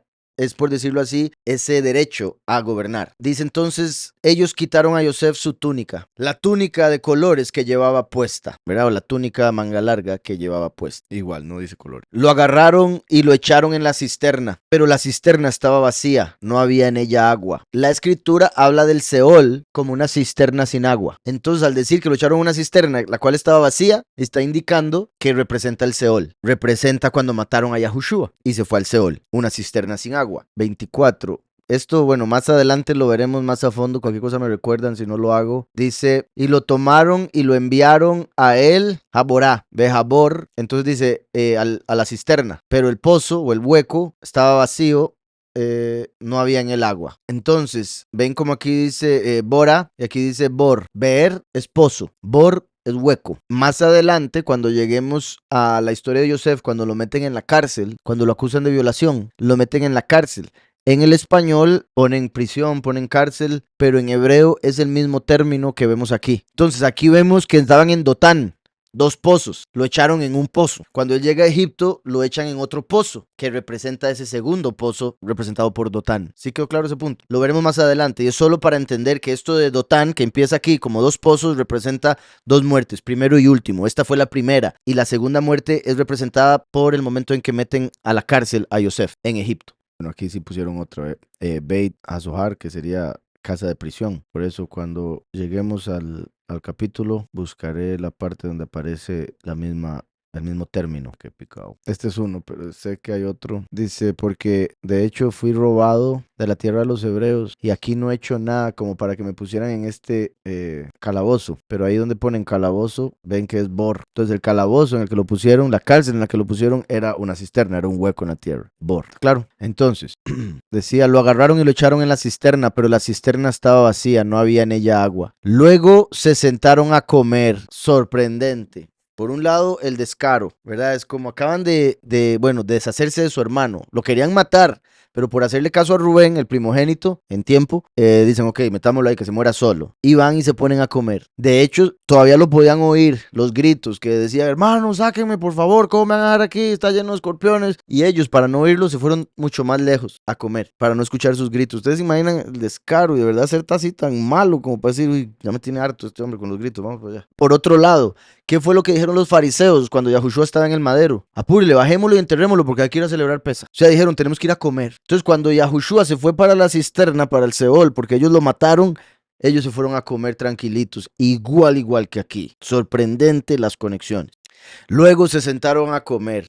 En esto, al alzar la vista, vieron una compañía de Ishmaelim que venía de Galaad. Por si algo, aquí en este capítulo se menciona el nombre de estos hombres, bueno, parece cambiar, entonces parece haber contradicción. Cuando leemos en Yashar nos damos cuenta que no hay contradicción, hubo varias ventas de Yosef. Y incluso si no fuéramos a tomar el libro de Yashar, el nombre de los dos grupos que se mencionan aquí también a través de la historia fueron intercambiables, entonces los que no aceptan Yashar no lo ven como una contradicción, sino simplemente como el hecho de que eran dos grupos de personas mezclados y por ende se usaba el nombre de uno y el nombre del otro. Pero Yashar explica que eran en efecto dos grupos diferentes. Entonces luego se sentaron a comer. En esto, al alzar la vista, vieron una compañía de Ishmaelim que venía de Galaad con camellos cargados de aromas, bálsamo y mirra que llevaban a Egipto. Entonces, aquí hay un punto y es que en el caso de Yahushua no vemos ismaelitas por ningún lado, ¿verdad? Estaban los judíos y los romanos, pero no se menciona y los hijos de Ismael llegaron y rechazaron al Mesías. No, los hijos de Ismael vendrían siendo hoy en día los musulmanes. El hecho de que los hijos de Ismael aparezcan en esta historia aquí, me parece indica que proféticamente los musulmanes van a estar involucrados en la venta de los dos testigos y en el que los lleven a morir, involucrados. No que ellos los maten, pero sí que los atrapen y los lleven a la persona que los va a matar. O sea, es una gran posibilidad porque Ismael no se menciona en el tiempo de Yahushua, pero musulmanes ahorita sí están con mucho poder en nuestro tiempo. Claro. Por otro lado, Paulus habla de que los hijos de Hagar, que serían Ismael y sus descendientes, ellos representaban al pueblo israelí de carne, los que rechazan a Yahushua. Entonces, en ese aspecto sería el aspecto espiritual, los judíos que compraron a Mashiach a Judas. ¿Está claro? Porque, repito, Pablo se explica que los hijos de Hagar son el pueblo de Israel en la carne, simbólicamente. Entonces aquí, cuando viene Yahushua, los fariseos comprando a Yahushua de Judas, serían los Ismaelim comprando a Yosef de Yahudá. Pero en el caso literal de descendientes de Ismael, serían los musulmanes y por ende serían el fin de los tiempos que se cumple, porque no lo vimos que se cumpliera de esa manera, literalmente con Yahushua. Espero esté claro ese punto. Vieron una compañía de Ismaelim que venía de Galaad con camellos cargados del Monte del Testimonio. Monte del Testimonio. Ese es un título que también se presta para Sión, el Monte del Testimonio. Sión, Jerusalén, donde estaban esos fariseos que eran como Ismaelim, con camellos cargados, ¿verdad? Tenían mucho dinero. Los camellos representan riqueza. De aromas, bálsamo y mirra, como por ejemplo lo que se le pone al cuerpo, al difunto, para embalsamarlo, así como embalsamaron a Yahushua para enterrarlo. Cuando a Yosef se lo llevaron, lo metieron ahí con todo eso. El pobre iba que... bueno, llegó oliendo riquísimo, pero imagino que se andaba vomitando del fuerte del olor. No me puedo imaginar. ¿Ah? Sí. Entonces, aromas, bálsamo y mirra que llevaban a Egipto. 25. Ismaelim venían de Gilad con camellos, Seri, Balot, Olchim. Entonces, aromas, bálsamo y mirra que llevaban a Egipto. Curioso que llevan tres cosas, similar a cuando llegaron los sabios del oriente a Yahushua al nacer y le trajeron tres regalos. Mirra, siendo uno de ellos, que representaba el dolor, el sufrimiento por el que pasaría Mashiach. Qué curioso que ellos llegan con mirra, representando el hecho de que comprarían al Mesías y lo matarían. Y en el caso del último también, tiene que morir. Entonces mirra se conecta con ambos por el sufrimiento a través de la muerte. Bálsamo y aromas como para referirse también a la muerte, con lo que los embalsamaban. En el caso de Yahushua, ¿verdad? Le dieron oro y incienso. El incienso funciona como un aroma, porque asciende al Padre, como la oración y las buenas obras. El bálsamo y el perfume alegran el corazón, los consejos del amigo alegran el alma. No dejes a tu amigo ni al amigo de tu padre, ni visites a tu hermano cuando estés afligido. Aromas, bálsamo y mirra que llevaba en Egipto. Entonces Yahudá dijo a sus hermanos: ¿qué vamos a ganar? Sorprendente que ese sea el... Ahora, una vez más, lo quería salvar, pero para quedarle bien a todo el mundo, entonces les dice algo como para convencerlos. No les da la orden que ellos dicen haber, que hubiesen escuchado, pero les trata de convencer y les da en el bolsillo, ¿verdad? Porque primero dicen, matémoslo, de tanto odio y envidia. Pero Rubén quiere salvarlo y dice, no, ¿cómo lo vamos a matar? Nos vamos a llenar de sangre las manos. Mejor echémoslo ahí que se muera solo, para no sentirnos tan culpables, por decirlo así. Ahora ya Judá, qué curioso, ¿verdad? Que es de donde viene Judá, que es donde viene judío. Dice, ¿y qué? ¿No le vamos a sacar plata? Ah, pues son buenos para la plata. Entonces, dice que, ¿cómo no vamos a hacer dinero con él? Mejor lo vendemos. Por eso es que, recuerden, el nombre verdadero es Yahudá, lo cambiaron a Judá, pero originalmente es Yahudá. Ese es igualmente el mismo nombre del que hoy en día se conoce como Judas. Vean, nada más se le pone una S ahí al final, Judas, Yahudá. Muy seguro, como ya habían hecho el cambio del nombre de Yahweh, lo más seguro lo llamaban Yehudá o Yehodá en ese tiempo, pero originalmente sería Yahudá. Entonces, ¿por qué? No sé cómo ponerlo desde qué punto de vista, pero ¿por qué lo tenía que vender un hombre llamado Judas? O sea, Yahudá, porque había sido profetizado que Yahudá, y es que por eso no sabía cómo decirlo porque lo dije al revés. Desde nuestra perspectiva parece ser así, pero desde la perspectiva de Yahweh más bien sería como sería un Yahudá el que vendería a Yahushua. Yahweh se encargó de que en esta historia fuese el padre de la tribu Yahudá, el que decidiera venderlo. ¿Qué vamos a ganar con matar a nuestro hermano y ocultar su muerte? ¿Verdad? Y a Judas dijo, sí, mejor me gano algo porque de por sí ya lo quieren atrapar, me voy a ganar algo. Y lo vendió como un esclavo, lo cual es sorprendente, por el precio de un esclavo. Es sorprendente por muchas razones. Una de ellas, que aquel que decía creer en el Mesías y verlo como soberano, en realidad en su interior lo veía como su esclavo. Y así es como es mucha gente, que dicen, sí, yo sirvo a Yahweh siempre y cuando me parezca la forma en que él actúa. Yo sirvo al Todopoderoso siempre y cuando entienda todo lo que él hace. Cosa que no va a suceder. Y por ende la persona siempre va a ir en contra de. ¿Sí me explico? Y digo, no va a suceder porque los pensamientos de Yahweh están muy por encima de los pensamientos del hombre, así como el cielo por encima de la tierra. Entonces, muchas veces van a suceder cosas que no vamos a entender y debemos aceptarlo, en vez de luchar, porque sería lo que hizo Pablo, dándole cosas al aguijón. ¿Sí me explico? Entonces, Yahudá, ¿qué vamos a ganar con matar a nuestro hermano y ocultar su muerte? Qué curioso, porque eso fue lo que hicieron los fariseos. Mataron a Mashiach y después ocultaron el que había resucitado. Ocultaron que ellos reconocían que es el Mesías. Dice, venid, vendámoslo a los Ishmaelim, pero no le pongamos las manos encima, porque es nuestro hermano, nuestra propia carne. Ay, sí, ahora. Vuelvo y repito, Yahudá en este caso lo quería ayudar, no el Judas. Aquí Yahudá quería ayudarlo, pero no quería quedarle mal a los hermanos. Y ese fue el problema. Ahí es donde uno se tiene que echar en contra a quien sea con tal de hacer lo que está bien. Ahí Yahudá debió haber dicho, no, ¿qué les pasa? ¿Cómo lo van a tocar? Se las ven conmigo. Y de fijo todos hubieran dicho, está bien, Yahudá, perdón. Dice, venid y vendámoslo a los Ismaelín, pero no le pongamos las manos encima, porque es nuestro hermano, nuestra propia carne. Y sus hermanos convinieron con él. Cuando pasaban los mercaderes madianitas, de eso como, ¿oh? No eran Ismaelín. Entonces, los de Ismael, la familia de Ismael, que eran los hijos de Ismael, hijo de Hagar, se unieron con los de Madiam. Abraham tomó otra mujer cuyo nombre era Keturah, la cual le dio a luz a Simram, Yoxán, Medam, Madián. Entonces, los hijos de Ismael y los hijos de Madiam se fueron a vivir juntos, se hicieron amigos y se empezaron a mezclar entre ellos, ambos siendo hijos de Abraham. Entonces, eso los unió y se llegaron a ser un solo pueblo. Entonces, por ejemplo, en la guerra de Gedeón, la guerra de Gidón, ahí aparece que se menciona igual, Ismaelim y después Midianim, porque ya eran un solo pueblo. Entonces, el nombre era intercambiable. En este caso, los judíos dicen lo mismo. ¿Por qué? Porque los judíos no aceptan el libro de Yashar, como no aceptan el libro de Enoch y otros. Entonces ellos, para llegar a una, ¿verdad?, entender por qué, primero dice Ismaelim y ahora Midianim, Madianitas, dicen, ok, es porque el nombre era intercambiable y ellos eran un solo pueblo. Pero en el libro de Yashar vemos que eran dos grupos y uno lo compró y después se lo vendieron al otro y el otro lo lleva a Egipto. ¿Ok? Entonces, por si algo pueden ver el libro de Yashar cuando hablo de ese tema. Decía, cuando pasaban los mercaderes madianitas, Midianim, ve que aquí dice Midianim y aquí había dicho Ishmaelim, a los Ishmaelim. Entonces él dijo, vendámoselos a los Ishmaelim, que significa los que son escuchados por el poderoso, y Midianim significa pleiteros, pleito. Entonces, decía, cuando pasaban los mercaderes Midianim, sacaron ellos a Yosef de la cisterna. Ve, ahí está una clave. Venían unos Ishmaelim y los hermanos están diciendo, se los vendemos, vendámoselo, vendámoselo. Mientras están en esas, los Midianim pasan y ven en el pozo a un hombre y dicen, no lo llevamos. Alguien lo desechó, llevémonoslo. Entonces lo sacan del pozo, ¿está claro? Y eso ahí se arma, porque ya ellos habían hecho plan para venderlo y hacer plata, y ahora los Midianim dicen que es de él. Además de que Yahudá lo que quería era salvarlo, y ya los otros lo tienen como si fueran de él. Cuando pasaban los mercaderes Midianim, sacaron ellos a Yosef de la cisterna, lo trajeron arriba y lo vendieron a los Ishmaelim por 20 piezas de plata. En el libro de Yashar vemos el pleito que se da. ¿Qué están haciendo? Eso es de nosotros, es nuestro esclavo. Y me lo imagino, qué buenísimo. Porque como él se parecía más a Raquel, entonces era un poco más bien parecido que los otros. Y los los Midianim vuelven a ver a Yosef y vuelven a ver a los hermanos y dicen, ¿cómo que él es su esclavo? Más bien parece que ustedes son los esclavos de él. Entonces ellos ahí hasta que, ¿verdad? Imagínense el odio, es como, uy, es que hasta los extraños piensan igual.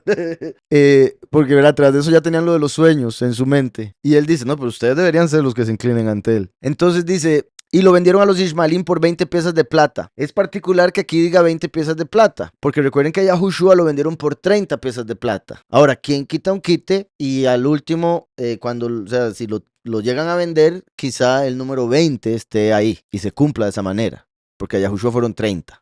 ¿Está claro? Ahora, en el libro de los patriarcas de las tribus, si es que es inspirado, y puede serlo porque sí es bastante interesante y profundo, ahí dice que lo vendieron por 30 y ellos se dejaron, en este caso Yahudá y otro hermano se dejaron 10 y los 20 los repartieron entre los demás hermanos. Entonces, según el libro de los patriarcas de las tribus, sí lo vendieron por 30, igual que a Yahushua, pero aquí pusieron 20 porque fue lo que se repartieron entre todos. ¿Estamos? 20 es la kaf, la palma de la mano, ¿verdad? Así como estaban poniendo la mano para agarrar el dinero. Y también representa reino, representa corona, Keter, y Kisé, trono. Curiosamente, parte de lo que le envidiaban era que él tenía ese destino de reinar, por eso la túnica. Y en cierta manera ellos dijeron, deshagámonos de él para ver qué va a pasar con sus sueños. Entonces, como él dice que va a reinar, pues vendámoslo por 20, que representa reino. ¿Sí me explico? Una forma de verlo, no necesariamente que lo hayan hecho así literalmente. Así, bendito Yahweh. Que pensándolo así, como que ellos dijeran, él piensa que va a reinar, pues vendámoslo en 20, que es lo que representa el trono. Y no se dan cuenta, porque ellos habían dicho, matémoslo a ver qué pasa con sus sueños. Y no se dan cuenta, hasta después, que toda esta conspiración que hicieron en contra de su hermano fue lo que llevó al cumplimiento de los sueños. Entonces, entre más quieran detener algo, más bien lo hacen suceder, hacen que se cumpla. Entonces, y estos se llevaron a Yosef a Egipto, así como la doctrina de Mashiach iría a las naciones. Después de él morir y resucitar, vean que se fue a la cisterna y se ascendió, después de que lo vendieron, lo vendieron cuando ascendió, pero es por el orden, aquí obviamente, como te digo, Yahushua lo vendieron y lo mataron. Aquí lo metieron en la cisterna y lo vendieron. El orden fue al revés. ¿Por qué? Porque obviamente si a Yahushua lo iban a matar, entonces la venta tenía que darse antes. Aquí estaban viendo a ver qué hacían y planearon venderlo para no matarlo. ¿Okay? Entonces la misma situación, solo que al revés, como un espejo. Ahora bien, cuando Yahushua resucita y se va para el cielo, la doctrina se empieza a llevar a las naciones, como aquí se están llevando a Yosef a Egipto, claro. Pero en el aspecto de él como persona, aquí se convirtió en un esclavo y está siendo llevado a Egipto como esclavo. ¿Por qué? Porque el último nacería entre las naciones, Egipto, como hijo pródigo, esclavo, porque el pecado esclaviza. Entonces todo el que peca es esclavo. Yosef va como esclavo a Egipto, porque el descendiente de Yosef nace como esclavo, hijo pródigo, entre las naciones, Egipto. ¿Está claro? Y espero que es un punto muy importante para entender por qué la segunda manifestación tenía que ser así o cómo ya había sido profetizada. Dice, después Rubén volvió a la cisterna, como les decía, ¿verdad? Él se fue a comer por allá solo, enojado con los hermanos que querían matar a Yosef y pensando, ahorita se descuidan y voy y saco a Yosef de la cisterna. Mientras él andaba comiendo y a Judá se le ocurrió, lo voy a vender para no matarlo. Entonces, después Rubén volvió a la cisterna y al no hallar dentro a Yosef, rasgó sus vestidos. Curioso, quién sabe si Pedro era de Rubén o quizá algunos otros discípulos que llegaron a la tumba y la encontraron vacía, ¿verdad? Porque cuando llegan a la tumba y la encuentran vacía es como llegar a la cisterna y no encontrar a Yosef. Al principio, ¿qué fue lo que dijo Miriam cuando no encontró a Yahushua adentro? Al jardinero, que pensó que era jardinero, era Yahushua. ¿Qué hizo con el cuerpo de mi soberano? Devuélvamelo. Pensaban que habían agarrado el cuerpo muerto y se lo habían llevado a algún lado. Entonces, aquí similar, él se asusta de que ve la cisterna vacía. ¿Qué representa? La tumba de Yahushua vacía, porque resucitó. Y qué curioso que Rubén significa vean al hijo. Vuelvo y repito. resucitado. O en este caso, no lo vean porque ya no está. Está vacía la tumba. Lo Rubén. Entonces, dice, después Rubén volvió a la cisterna y al no hallar dentro a Yosef, rasgó sus vestidos. Luego volvió a sus hermanos y dijo, el joven no aparece. ¿Y yo? ¿A dónde iré yo? Pobre, qué duro, qué triste. Él se hace responsable. Al ser el mayor, él se siente responsable por todos sus hermanos. Ya había cometido un error muy grande por el cual había sido regañado muy fuertemente y había perdido su primogenitura. Entonces, a partir de eso, no quería volverse a equivocar nunca más en la vida. Y ahora sucede esto y él dice, me van a echar la culpa a mí. Ahora, ¿yo qué voy a hacer? ¿Cómo voy a ir a donde mi papá? ¿A dónde iré yo? Vean qué curioso también, ¿verdad? Por un lado, mostrando la importancia del último, en este caso Yosef, a pesar de estar el primero, en este caso Rubén, porque se necesitan ambos cumplimientos. También vean que lo llama el joven. ¿Se acuerdan ese término? Lo hemos visto muchas veces. 30, Nahar sería, vamos a ver si aparece Nahar aquí. Y volvió a su hermano y dijo, ¿cuál es el verso? Que el 29 era, yo creo. Ahí Yosef, no estaba Yosef en el pozo. Vaikra et, Begadai. Ay, que ok.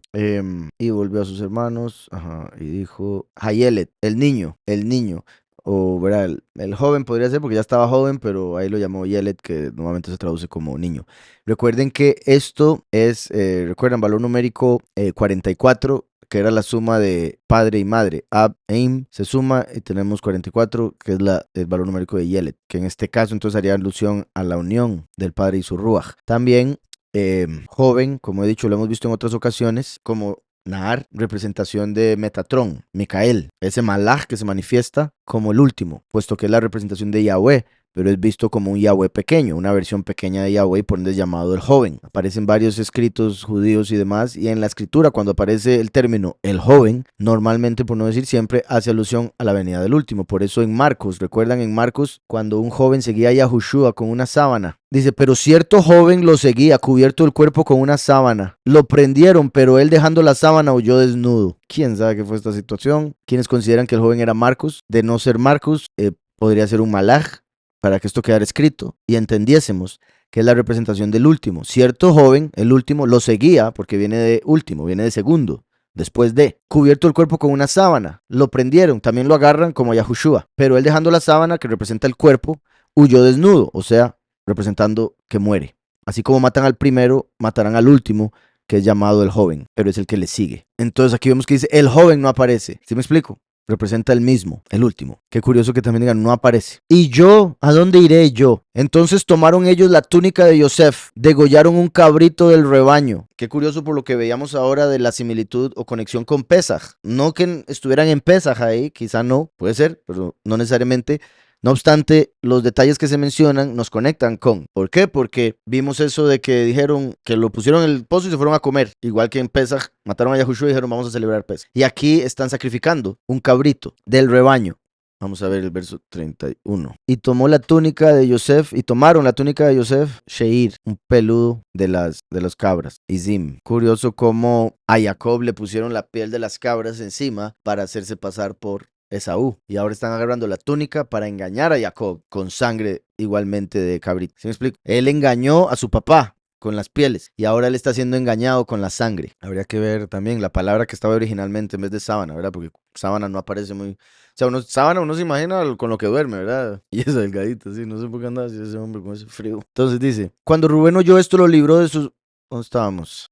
Ya decía, toda. Dice, entonces tomaron ellos la túnica de Yosef, degollaron un cabrito del rebaño y tiñeron la túnica con la sangre. Enviaron la túnica de colores a su padre con este mensaje. Sorprendente también que hasta eso, ni en la cara se lo dijeron. Es como, vayan y le dicen que se murió su hijo favorito. Enviaron la túnica de colores a su padre con este mensaje. Esto hemos hallado. Reconoce ahora si es o no la túnica de tu hijo. Sí, ¿verdad? Haciéndose los que se nos parece, pero no estamos seguros. Como usted se la regaló, tal vez usted sepa. Ajá. Reconoce ahora si es o no la túnica de tu hijo. Curioso, así como Yahushua ascendió al Padre y el último viene con otro aspecto. Por ende, al haberle quitado la túnica a Yosef, él está yendo a Egipto vestido de esclavo. O sea, quizá va desnudo, pero el punto es otro aspecto, sucio y no el que tenía antes con una túnica, manga larga, colores, ¿verdad?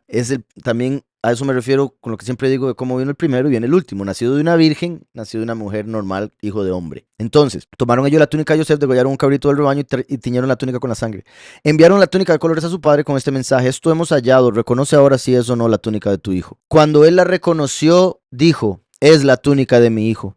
Alguna mala bestia lo devoró. Yosef ha sido despedazado. Qué triste, bueno, no sé cómo ponerlo, pero estamos hablando de un hombre de fe, uno de los hombres de fe más grandes de la historia humana. Y esa es la deducción que saca, lo cual es lógica, pero no sé, como que, ¿cómo lo pongo? Ese idealismo, ¿verdad? De la carne, que tal vez uno diría: uy, Jacob, ¿por qué no dijo, no, ahí él va a estar vivo, nada más le hizo un raspón, o no, es solo la túnica, no me trajeron ni un pelo de él? ¿Sí me explico? Es como, pero eso es muy de la carne, repito, de idealismo de, ay, él es tan especial que debería, pero poniéndose en los zapatos de él, pues es lógico decir, no puede ser, lo mandé solo a buscar a mis hijos y me traen esto de vuelta. Él va a terminar culpándose a sí mismo. ¿Sí me explico? Yo lo mandé y ahora me dicen que lo mataron. O sea, es culpa mía. ¿Por qué no fui yo? ¿Por qué no mandé un siervo? ¿Por qué mandé a mi hijo de 17 años? Entonces, qué doloroso, porque no es solo que está perdiendo a su hijo, sino que ahora se siente culpable de que su hijo haya muerto. Es la túnica de mi hijo, alguna mala bestia lo devoró. Yosef ha sido despedazado.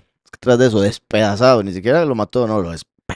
Dice Vayakirá, Vayomer, Tarof, Toraf, Yosef. Despedazado ha sido Yosef. Entonces, dice el verso 34. Entonces Jacob rasgó sus vestidos, se puso ropa áspera. En eso. Las ropas ásperas son de luto, cuando se estaba triste, cuando se estaba de luto por alguna pérdida. Entonces, el hecho de que los dos testigos se visten de ropas ásperas no indica el aspecto con el que vendrán literalmente o físico, sino el espíritu, el alma, el ministerio. Es uno de luto, es uno de sufrimiento, porque vienen a anunciar tribulación y gran tribulación, muerte. Y Yahushua vino a cambiar el agua en vino, o sea, traer gozo, alegría. El último, junto a Eliyahu, cambian el agua en sangre, o sea, traer juicio, por ende ropas ásperas. Y considero que tiene una interpretación en el sentido físico, pero no la interpretación literal que muchos pensarían. Dice, entonces Jacob rasgó sus vestidos, se puso ropa áspera sobre su cintura y guardó luto por su hijo durante muchos días. De hecho, 22 años, hasta que se lo volvió a encontrar. Y esa es una de las cosas, porque en el judaísmo se enseña, y ya lo he mencionado por acá, sé que algunos luchan mucho con la pérdida de un ser amado, pero digamos, en el judaísmo se enseña que el primer año es el más duro, porque el alma todavía sigue conectada con el mundo de los vivos, entonces se sigue sintiendo algo muy fuerte en el corazón por esa persona. Cuando pasa el año, el alma se desconecta porque ya está en el Seol completamente y por ende el sufrimiento debería bajar, a menos de que uno no se deje, ¿verdad? Y uno quiera sufrir, porque eso también pasa. Entonces, por otro lado, Jacob esperó el primer año y el sufrimiento sigue igual. Otro año y seguía igual, otro año y seguía igual, si no peor, 22 años y la cosa seguía. Entonces, eso lo hizo a él pensar, quizá está vivo, porque ya debería habérseme bajado el dolor, se me debería haber quitado el dolor que siento por su pérdida, pero el hecho de que sigo sintiendo igual de duro quiere decir que por ahí debe andar. Entonces eso le daba un poco de esperanza. Aún así pensaba que estaba muerto, pero ahí estaba la esperanza, ¿verdad? Como, esperemos que sea un error. Entonces, Jacob rasgó sus vestidos, se puso ropa áspera sobre su cintura y guardó luto por su hijo durante muchos días. Se levantaron todos sus hijos y todas sus hijas para consolarlo, pero él no quiso recibir consuelo. Vean esto. Esto es poderosísimo, lo veremos más adelante. ¿Se acuerdan que había dicho al iniciar? Esta es la historia de la familia de Jacob, porque está hablando de familia. Por ende incluye a los muchos, porque recuerden que Jacob representa a los muchos y Israel a los pocos. Dice la familia de Jacob porque está representando a todos. Pero cuando habla de él como ser humano, como persona, dice Israel amaba a Yosef en otro nivel. No el hecho de que lo amaba, sino que su nombre es el de otro nivel, Israel, no Jacob. ¿Sí me explico? Yahweh habla de él como estando en un nivel superior. Israel amaba a Yosef. Después dice aquí otra vez, entonces Israel dijo a Yosef, cuando Yosef está todavía, es Israel. Tráeme noticia, dijo Israel. Israel. Pero cuando le llega la noticia que le da a entender que está muerto, dice, entonces Jacob rasgó sus vestidos. ¿Ven eso?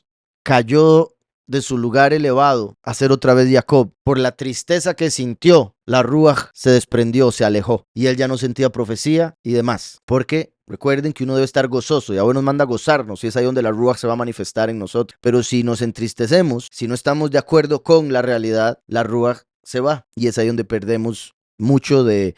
o sea, los dones son irrevocables, pero es la Ruach como si fuera el combustible para esos dones. ¿Sí me explico? Entonces uno puede ser profeta, pero si uno anda triste, lejos de Yahweh y lejos la Ruach de uno, mentira que va a profetizar. Quizá profetice por error o porque Yahweh necesita decir algo, pero no va a ser algo consciente, no va a ser algo directo o constante. Entonces, aquí vemos que cuando Jacob estaba contento, estaba feliz, se llamaba Israel, pero cuando cae en el sufrimiento, en el dolor, en el luto, se llama Jacob. Es suplantado, su espíritu, por decirlo así. Jacob significa suplantador. También se podría ver como cuando Yahushua vino, éramos Israel. Cuando Yahushua se fue, quedó el pueblo como Jacob, por la apostasía, por su muerte, ¿está claro? Veremos más adelante, y les hago el spoiler, que cuando Jacob se da cuenta, 22 años después, de que Yosef está vivo, inmediatamente dice, y Israel, taca, taca, taca, taca, taca, vuelve a obtener el nombre. ¿Está claro? Israel significa el que gobernará como el poderoso, Jacob el suplantador. Entonces, cuando uno está contento y con Yahweh en su corazón, tiene la Ruach y por ende gobierna sobre esta realidad y sobre su propia existencia, como si fuera Yahweh mismo, siendo su representante en su misma vida, mientras que cuando uno se aleja de Yahweh termina siendo un suplantador de sí mismo. ¿A qué me refiero con eso? Una misma persona puede ser quien Yahweh le creó para ser, o puede ser quien esa persona se inventa que debería ser. ¿Verdad? Hay mucha gente que no sabe quién es verdaderamente y quiere ser otro. Quiere ser el deportista, quiere ser el cantante. No quiere decir que ser cantante sea malo o ser deportista sea malo. Estoy diciendo querer ser Messi o querer ser Shakira, ¿verdad? No querer ser otra persona, sino ser la persona que se es. ¿Qué dijo? Exacto. Entonces, el punto es buscar ser uno mismo. De eso hemos hablado muchas veces aquí, conocerse a sí mismo. Entonces, cuando uno se aleja de ese conocimiento de sí mismo, termina siendo un Jacob, suplantador, porque está suplantando el plan de Yahweh que tenía para uno por otro. Pero cuando uno busca de Yahweh, se convierte en aquello que Yahweh quería que uno fuese y por ende gobierna sobre sí mismo, como el poderoso mismo. Entonces, Jacob rasgó sus vestidos, se puso ropa áspera sobre su cintura y guardó luto por su hijo durante muchos días. Se levantaron todos sus hijos y todas sus hijas para consolarlo, pero él no quiso recibir consuelo, diciendo, descenderé enlutado junto a mi hijo hasta el Sheol. ¿Verdad? Él dijo, no, así me voy a morir yo, ni me traten de consolar que me voy a morir triste. Así como estoy ahorita me quedo hasta que me muera, lo que me quede. Y le quedaban 39 años de vida. Qué duro, ¿verdad? Lo que es ser así terco. Obviamente obstinado. No me puedo imaginar el dolor de perder un hijo y más el favorito, pero bueno. Y por eso Yahweh dice que el mundo entero va a llorar como el que llora por el que pierde al unigénito y el que pierde al primogénito. Se levantaron todos sus hijos y todas sus hijas para consolarlo, pero él no quiso recibir consuelo, diciendo, descenderé enlutado junto a mi hijo hasta el Sheol. Y lo lloró su padre. En Egipto, los Midianim lo vendieron a Potifar, oficial del faraón y capitán de la guardia. Lo vendieron, o sea, se convirtió en un esclavo de Potifar. Así como el último al nacer en la apostasía se vuelve un esclavo del enemigo, Heilel. El falso poderoso, el poderoso de este mundo. Oficial del faraón, así como Heilel es un ángel, oficial del todopoderoso, y capitán de la guardia. Heilel era llamado Sabaoth, los ejércitos, era el líder de los ejércitos, el capitán. ¿Está claro? Entonces Potifar, como si fuera Heilel. Y para cerrar, el Poti, ¿qué significa el que pertenece al sol? O sea, Heilel, ¿verdad? Recuerden que a Heilel se le ha adorado como el sol, hijo de la mañana, dice Isaías 14. Heilel ben Shahar, lumbrera, hijo de la mañana, o sea, el que representa al sol, Potifar. ¿Sería válido ese sueño decir que Jacob como el sol es el sol de justicia o es muy confuso porque Yosef está en el mismo sueño como una estrella? O sea, Jacob es el sol, sí, en el sueño, pero vemos el hecho de que el sol se inclina ante Yosef como una estrella. Eso es particular. Bueno, de hecho, ahora la hermana ahí puso Sirius, la hermana Dayana. ¿Se acuerdan que les he mencionado que esa estrella es la estrella más brillante del cielo y que según las culturas antiguas, esa estrella Sirio era o es el sol espiritual y que el sol que vemos siempre sería el físico? Entonces como que a pesar de ser el más grande o que parece que ilumina más, en realidad es que ilumina más la realidad temporal. El otro sería el que ilumina la realidad eterna. En ese caso sería más elevada la estrella que ese sol, y por ende el sol se inclinaría ante esa estrella. Así como mencioné, Heilel inclinándose ante el último una vez que Yahweh le da ese lugar. Se podría interpretar, ¿verdad? Por un lado uno podría decir, Yahushua dijo, yo soy la luz del mundo, eso sería el sol. El último, la estrella que sale venciendo y para vencer. Pues estaría raro que Yahushua se incline ante el último, porque Yahushua es más elevado que el último, ¿verdad? El último se inclina ante el primero. Y en ese aspecto entonces también se podría ver como el último siendo el sol de justicia, inclinándose ante Yahushua, por quien sale una estrella en los cielos. Entonces, al final, primero y el último se unen, entonces eso casi que es, bueno, el orden de los factores, por si algo, termina siendo Yahushua primero como cabeza, el último como corazón después, pero al sujetarse se vuelven uno. Como está escrito, ¿verdad? Yahushua primero vino para que Yahweh sujetara todo a sus pies y ahora viene para él mismo sujetarse a Yahweh. Entonces sería como primero vino como el sol, o más bien, primero, o sea, por decirlo así, primero vino como una estrella para cumplir eso que vimos en ese sueño, y ahora viene como el sol para sujetarse a el primero, se podría decir. Ya, bueno, eventualmente sí, cuando ya salió se convirtió en más elevado que Potifar, puesto que era el segundo del faraón. Y bueno, sí, en ese caso se vería como que eran siervos de él, claro. Y de hecho recuerda que si él se casó con Asenat y Asenat era la hija de Potifar y Zuleika, entonces Potifar y Zuleika se convirtieron en sus padres, sus suegros.